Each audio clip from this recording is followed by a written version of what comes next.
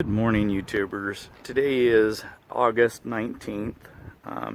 This is kind of a 4-month review since I first got my Elon Starlink satellite dish, which was on April 20th when I put out my first and only video. And just figured that there's a couple of things that I've done that maybe might help you when you get your dish, helping you set it up. I'm just AJ, average Joe, so I'm not a computer tech. Fair warning, I'm not always noted to be allowed on the smart end of a tape measure, so again, fair warning. That being said, when I first hooked it up, I tested it out in my driveway. I did not have a name that I wanted to use for the Wi-Fi. I did not have a password I wanted to use for the Wi-Fi. And I didn't have the app downloaded and ready to go like I should have. So first problem I ran into was when I wanted to pick it up out of the driveway, put it back in the box till I figured out where I was going to mount it. I had to try to get into stow mode. Well, if I would have had downloaded the app, like it's the first step, there's an option on there to put it in stow mode. So I ended up having to hold this thing directly out with one hand. That way it would try to force itself into stow mode, while the other hand I tried to unplug it when it made it to that point. Not a good idea. Second thing is because I didn't have a SSID, Wi-Fi name or password, when I did set it up again, I would have to reset the router modem again before I can set it up or do anything else or move forward. So that's kind of important. Two, now I've set it up, but still not positive where I want it permanently. So what I did was, I don't know how it is around your town, but around here there's lots of people that have satellite dishes and mounts to them. And somebody put this one out for the trash. It's perfect little mount. I mean, it's been working for 4 months now. I didn't drive any nails through the holes in the feet. I just simply put bricks on them. And we've had some hellacious winds. Not a problem. Also, in order to make it work, I had to find a pipe to go through the center of it that had a 1 3/8 inside diameter. That way the Starlink pool would actually slide into it. And one option is, if I couldn't find one, I could have used a vise and kind of smashed it down to the 1 3/8. But either way, usually a fence supply store, Lowe's or Home Depot, you'd be able to find the right size piece of pipe. But the vise idea works well as option. So when it came to it, the one thing that I did need to do is I had to measure from the top of the pipe down 1/2 inch. Once I got that measurement, then I drilled a 1/2 inch hole all the way through the pipe. And by doing that, it had no problem. It popped right in. I did have to start off with like a 1/4 inch drill bit, because smart guy I am, I tried with a 1/2 inch right off the bat. You can't. You got to have a pilot hole. So 1/2 inch down from the top, get you your center, and then drill a 1/2 inch hole through. And again, it's worked flawlessly. One thing that's probably helped me out here is that I do have a little bit of coverage. So if the wind was coming, actually the wind was coming direct on, so the fence really didn't help it, but it does give it a little bit of coverage, again, depending on the wind direction. As far as heat, I've heard some people say, oh, they've had problems. I think it might have even been in Arizona where it shut down. We've had 120 plus days here. Again, no problems. So I'm not sure what that was. Again, this is probably happening. I think the hottest part of the day is 5 in the evening before it starts to cool down. This is really not in shade. Yeah, the fence is a tad higher than it on the one side, but it got the full effect of it, and there was no problems with the heat for me. Now, the stand that it came with is kind of short, and it's fine, but I think I read on the site you're allowed to mount the stand up to a 45-degree angle. So potentially I could not even have to invest in any of the other mounts and literally mount this right to my roof. That wouldn't be no more than 45-degree angle, so that would work. But I just put a new roof on my house, and so the last thing I wanted to do was put anything on my roof. Hence the temporary stand. And the temporary stand also got me a little bit more height. I could have used this for a temporary, but I wouldn't want to set it on a table. I'd want to set it on the ground. And the rabbits and other critters may chew on the cable, and you do not want to mess up the cable on here. It does not come unattached that I can see. It's a solid cable. It goes all the way to the end that plugs in, so I didn't want to worry about any critters chewing on it. And again, this is just a temporary setup. My theory is, why do today what you can do tomorrow, right? But tomorrow keeps on going. I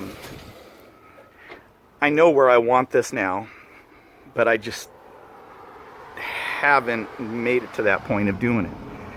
I guess there hasn't been an extreme rush to do it. So I have it stretching over the top of the fence, not bending, not crimping or anything, and just stuffed through the window, and it's worked.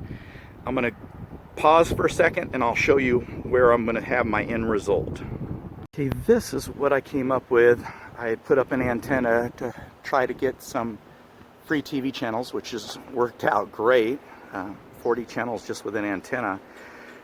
But again, I'm not sure the area that you might be around, but people constantly, you drive down the street and you see satellite dishes. Well, I got one of these free ones sitting out by the street, and sun's in the way that way, isn't it? I got one of these ones that was sitting out by the street, took the dish off of it. I got a couple U-bolts from down at Lowell's Lumber, less than $4, and mounted it to the pole that I have for the antenna. Now, one thing that I did have to do is, it was a little bit larger hole, as I talked about on the other mount. So what I found was a piece of pipe to fit inside of that, 1/2-inch outside diameter pipe to slide down in it, which gave me, on the pipe I added, a 1 3/8 inside diameter. So I'll be able to drop the satellite right into there. I've already drilled my holes, it's ready to go. And I measured from the center of the satellite out and gave me enough clearance. For some reason, I mean, the dish is going to be facing away from the pole. But if for some reason it whacks out or goes crazy, it will be able to turn all the way around and have clearance. So just one thought, one idea, something that I did. Maybe it might help you out, maybe not. Okay, pausing. Okay, please excuse the mess. I'm inside play area, lots of toys. This is my Starlink, and of course on the back of it you have the white wire that runs to the brick, and which is down here. Ooh, there's a streaming device, and then you have the gray wire that is wound up and running out the window. So first thing that I ran into with the Starlink is I have an NVIDIA Shield, and the NVIDIA Shield is, well, the Starlink is really reminiscent of what the Video Shield looks like. Mine's the 2017 version, and as soon as I tried to connect to it wirelessly, because again, you have one extra port on there and that's it. it would not connect. I mean, it wouldn't even let me get to the wireless. So eventually, I did not do anything, and that worked itself out on its own. But what I did try to do is, hoping it might work, is I plugged a Linksys router into the auxiliary port on the Starlink router modem. And same thing, wireless showed up. I gave it a different SSID. And it would connect, everything would connect to it, but the same NVIDIA shield. So I did a direct wire with an Ethernet cable, excuse me, from there to the NVIDIA shield, and voila, I mean, it worked fine. So that was kind of an oddity. So as a second thing I tried an Alpha, and I'm going to pause it just for a second so you don't see my mess. So I hooked it up to this Alpha, and it comes with an antenna. There's many different types with adapters. You put big grid antennas and everything onto it. Ran the wire to an Alpha 3G wireless router, and it's got an antenna. And what this does is this will pull in the signal if I point it to it from the Starlink router.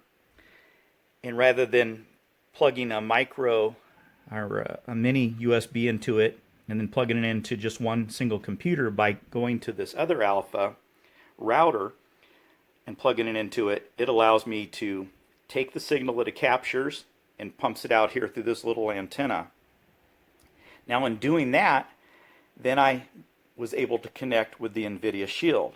Now why that was, I have no idea. But as I mentioned, eventually, it cured itself. Now the wireless aspect of it with the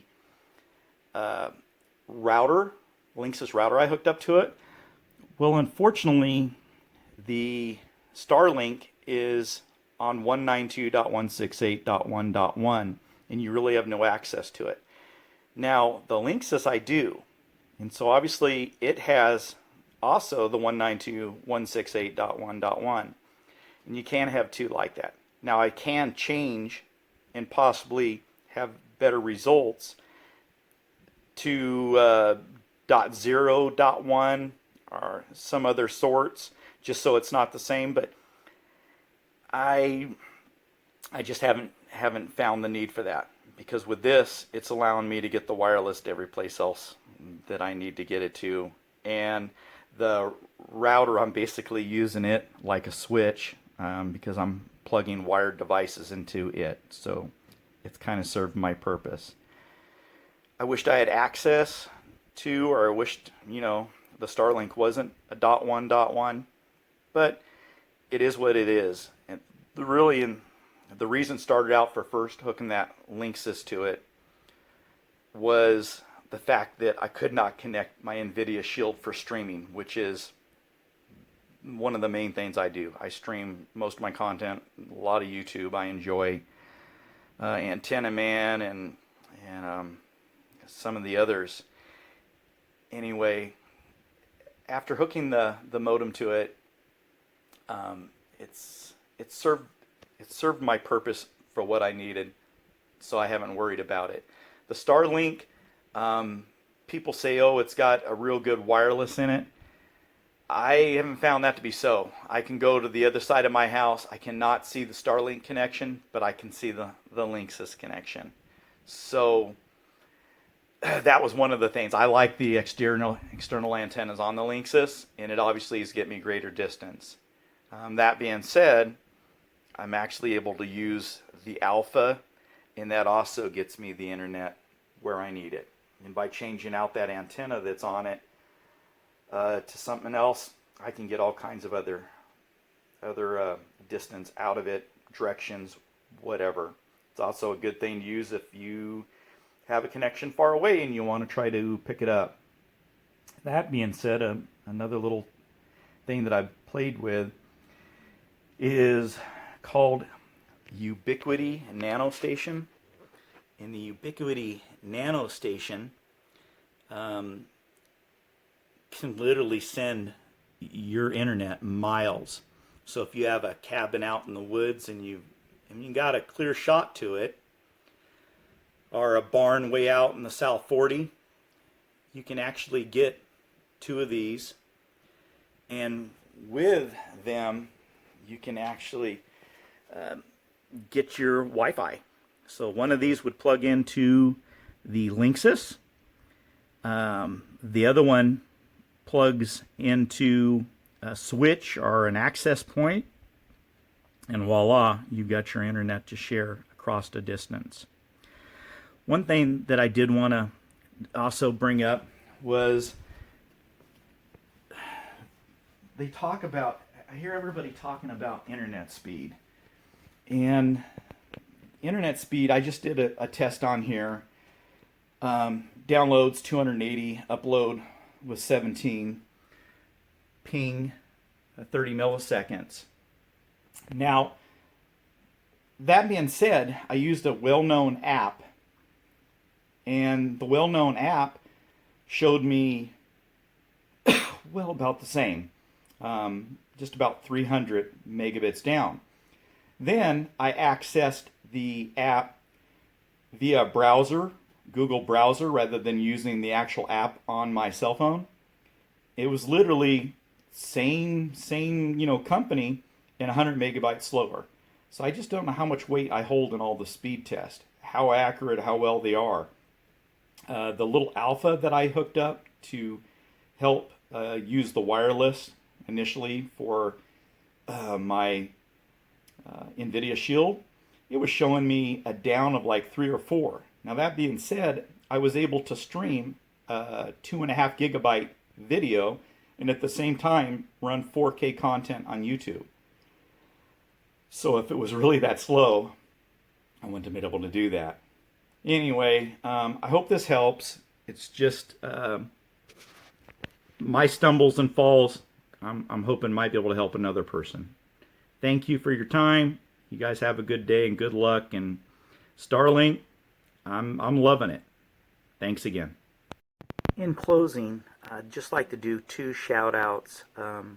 Antenna Man was my inspiration for getting up that TV antenna over the air, OTA, free TV, which is going to save me $100+ a month. And Crosstalk Solutions was my inspiration for go ahead and setting up the Ubiquiti Nanostation NSM5. Lots of good useful information on both of those YouTubers, and appreciate it, and just wanted to do a shout out to them. Thanks again. Best wishes to all of you. Take care.